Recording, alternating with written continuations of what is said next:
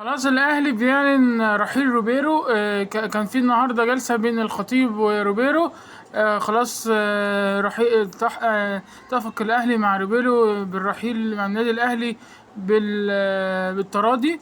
وكده خلاص روبيرو مشي، وده كان أسوأ مدرب جه الأهلي في الفترة اللي فاتت. أسوأ كمان من سواريز ده اللي كان جه من سنتين، اللي هو كان بين موسوماني وكولر. يعني بصراحة من أسوأ المدربين اللي جم في الأهلي. يعني لعب لغاية دلوقتي مع الأهلي تقريبا مش عارف كام ماتش، بس هو تعادل كسب ماتش واحد وخسر ماتش واحد وتعادل أربعة. خسر ماتشين وتعادل أربعة. جايب 11 جايب 11 10 تجوان ودخل فيه 11 جول.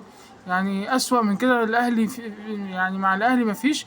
أسوأ مدرب جه مع الأهلي. خلاص روبيرو مشي، ودلوقتي اللي هيمسك مكانه مؤقتا عماد النحاس لغاية ما يشوفوا هيجيبوا مدرب جديد. وكان في برضو النهارده جلسة مع علي ماهر ان هو يدرب النادي مؤقتا، بس مرضاش لان هو عاوز يمضي سنتين مع الاهلي، مش عاوز يبقى مؤقت.